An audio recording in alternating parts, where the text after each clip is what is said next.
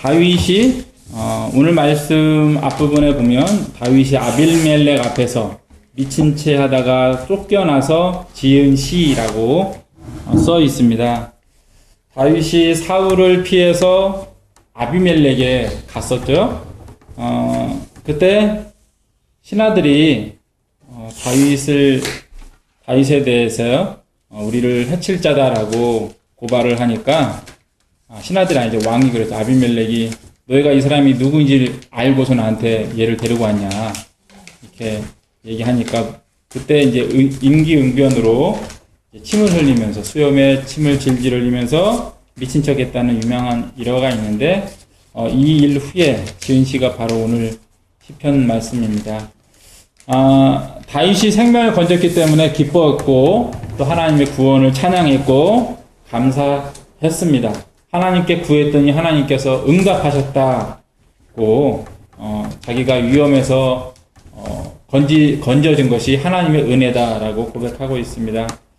하나님 앞에 그 위험한 순간에 짧지만 기도했던 것 같고 그 가운데 하나님께서 다윗에게 지혜를 주시고 은혜를 주신 것 같습니다.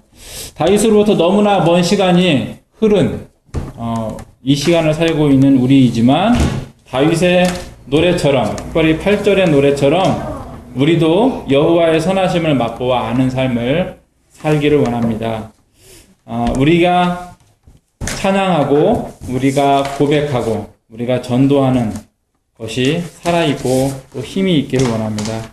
특별히 오늘 말씀을 보면 예수님의 삶을 계시한 내용이 있습니다. 바로 20절요. 예수님이 십자가에서 죽으실 때에 뼈가 꺾이지 않을 것을 예언한 말씀이다 라고 요한복음 19장 36절에 기록하고 있습니다.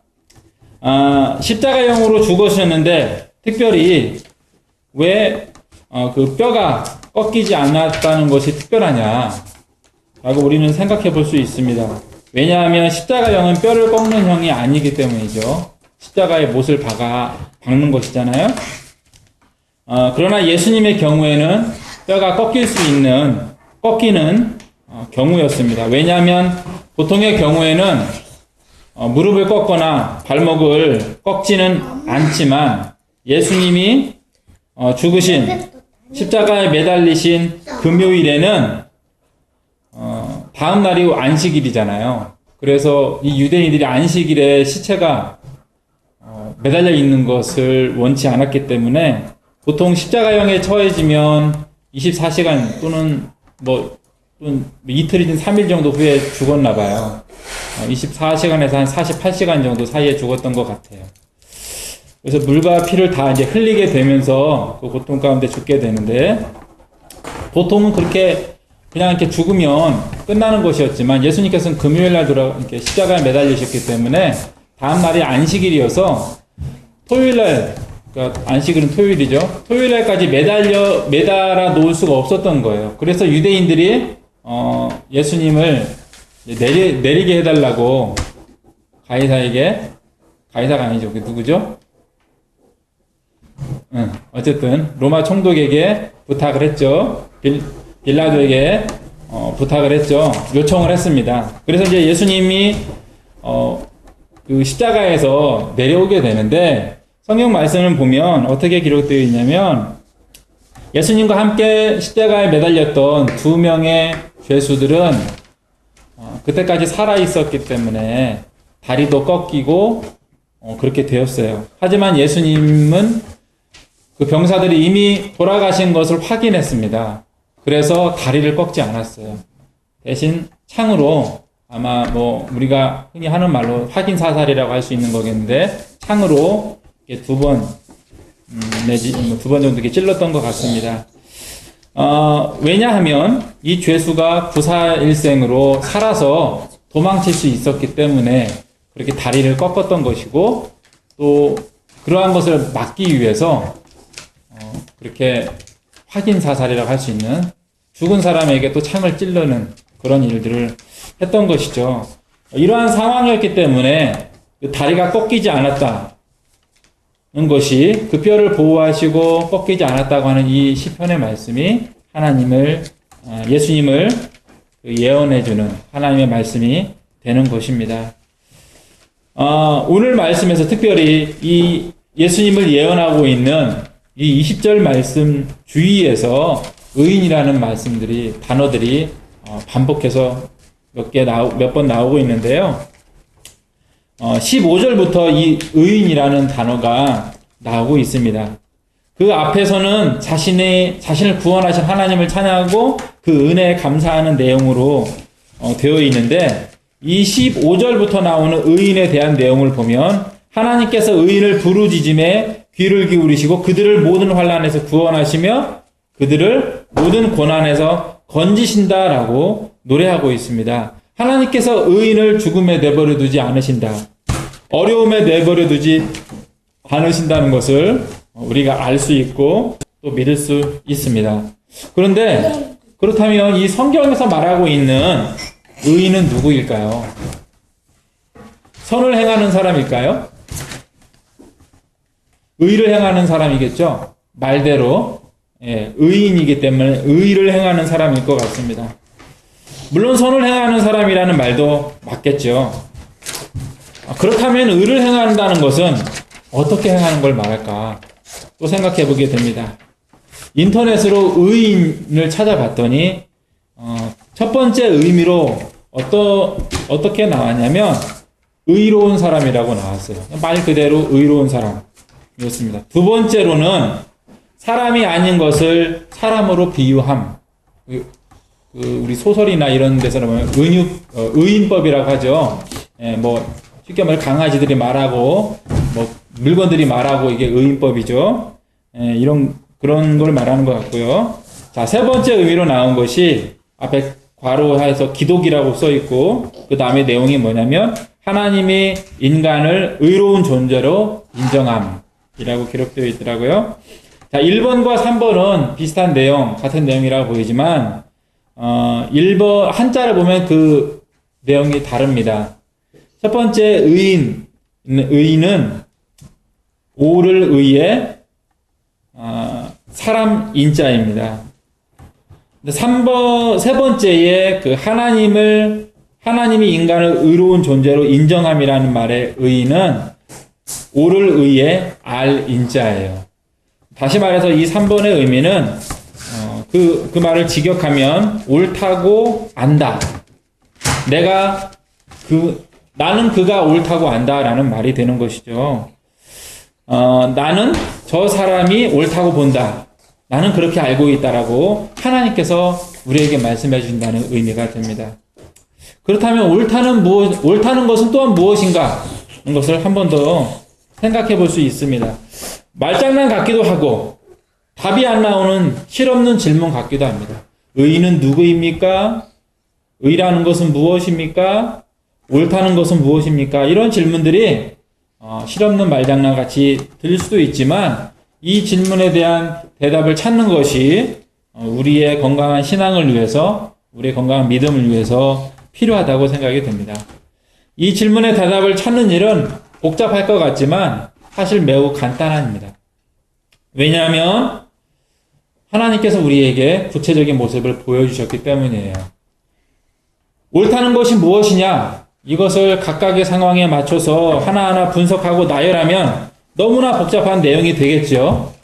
그러나 하나님께서는 그렇게 복잡하고 단순한 일을 하나의 구체적인 모양을 통해서, 실체를 통해서 우리에게 분명하고 명확하게 알려주셨습니다. 성경에는 이 구체적인 실체가 지속적으로 또한 기록되어 있습니다. 구약에서부터 신약까지 전체에 기록되어 있습니다. 이것이 하나님의 의다라고 로마서 1장 17절에는 말하고 있는데 여기서 뭐라고 기록하고 있냐면 복음에는 하나님의 의가 나타나서 믿음으로 믿음에 이르게 하나니 기록된 바 오직 의인은 믿음으로 말미암아 살리라 함과 같으니라 라고 말하고 있고, 또 로마서 3장 21절과 22절에서는 이제는 율법 외에 하나님의 한 의가 나타났으니 곧 예수 그리스도를 믿음으로 말미암아 모든 믿는 자에게 미치는 하나님의 의라고 일러주고 있습니다. 두 번째 읽어드린 로마서 3장의 21절과 22절 말씀을 통해서 우리는 좀 더 하나님의 의에 대해서 생각해 볼 수 있는데요. 하나님께서 말씀하시는 의, 그리고 성경에서 지속적으로 이야기하고 있는 의인, 의와 의인이 무엇이고 누구이냐, 우리가 잘 알 수 있듯이 그것은 바로 예수 그리스도이죠. 사도 바울이 알려주고 있는 의는 하나님의 구원하심이고, 하나님의 의는 하나님의 구원을 우리에게 이루어 주신 예수 그리스도입니다. 때문에 우리는 하나님의 구원에서 예수 그리스도에게 의를 배우고 알아야 합니다. 보통 우리는 의 또는 의인하면 반듯한 것, 반듯한 사람을 생각합니다. 하지만 그러한 의인은 하나님께서 보여주시고 성경에서 말하는 온전한 의의 모습이 아니라 사실은 초보적이고 기초적인 모습일 뿐입니다. 기초적인 수준의 내용에 불과한 것입니다. 이러한 수준의 것으로 나타난 것이 바로 모세를 통해 우리에게 알려진 율법들입니다. 그 개수가 몇 개가 되든지 100개가 되든 1000개가 되든지 간에 그 내용은 기초적인 수준에 불과합니다. 때문에 예수 그리스도 안에 있는 성도들은 이 율법을 최종적인 의로 받아들이는 데서 머물러서 안 됩니다. 그것이 완전체라고 생각해서는 안 됩니다. 그것에 매달려서는 안 됩니다. 성도는 기초에 머무르는 자들이 아니라 온전한 것을 열매 맺는 사람들이기 때문입니다. 성도는 온전한 것으로 나아가야 합니다. 성도는 의에 대해서 성장해야 합니다. 성도에게는 의에 대해서 분명한 목표와 모범이 있습니다. 바로 예수 그리스도를 통한, 예수님을 통해서 나타난 하나님의 의, 하나님의 구원하심입니다. 하나님의 의는 네모 반듯한 틀이 아니고 그 틀을 벗어나면 죽는다는 경고와 형벌도 아닙니다. 하나님의 의는 구원하심입니다. 때문에 우리는 그 틀을 붙잡고 경고하고 벌을 내리는 모습에 머물러서는 안 되는 것입니다. 우리는 하나님의 구원을 전하는 사람, 하나님처럼 용서하는 사람, 이러한 사람으로 성장해 가야 되겠습니다. 이것이 예수 그리스도 안에서 우리에게 나타난, 또한 이루어주시고 보여주신 완전한 하나님의 의이기 때문입니다. 이렇게 하나님의 의, 성경에서 말하는 의는 하나님에게서 나온 것입니다. 성경에서 말하는 의, 하나님께서 보여주신 의는 사람에게서 나온 것이 아닙니다. 때문에 우리는 하나님처럼 행하지 못하는 것, 하나님의 말씀대로 내가 온전히 살지 못하는 것에 대해서 슬퍼하거나 슬퍼할 수는 있지만 절망해서는 안 됩니다. 때문에 포기하지 말아야 됩니다. 그것은 마치 아이들이 나는 못한다고 징징 울면서 해달라고 말하는 것과 같습니다. 거듭난 우리가 아직 어리기 때문에, 부족하기 때문에 잘 안 되고 실패하는 것은 당연하죠. 의에 대하여 우리는 아직 어린아이에 불과합니다. 어린아이의 수준인 우리가 하나님처럼 하겠다고 하는 것은 욕심입니다. 우리는 그렇게 할 수 없어요. 그러나 우리는 하나님의 자녀로서 온전케 될 것이라는 믿음을 가지고 있습니다. 하나님께서 이 일을 이루신다는 것을 우리는 믿고 있습니다. 의인의 세 번째 의미대로 하나님은 이미 우리를 의롭다고 판단해 주셨습니다. 그렇게 불러 주셨습니다. 원조 의인이신 예수님께 이루어진 일들이 예수 안에 있는 우리에게도 이루어질 것입니다.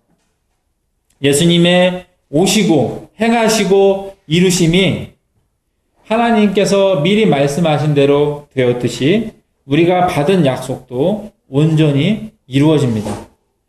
우리는 하나님 앞에 설 것이고 하나님과 함께 살 것입니다. 예수님 안에서 의인이라 불려진 일은 하나님 안에서 열매를 맺어 온전케 될 것입니다. 지금 우리가 연약하고 어리석은 미숙한 아이의 모습일지라 할지라도 우리를 온전케 세우시고 성장시키시고 열매를 맺게 하시는 분은 하나님이십니다. 우리도 예수님처럼 사랑하는 사람, 용서하고 세워주는 사람이 될 것입니다. 아직은 미숙하지만요. 이러한 하나님의 이루심을 기억하고 따르는 우리, 그리고 이러한 하나님의 뜻에 순응하는 우리가 되어야겠습니다. 같이 기도하시겠습니다.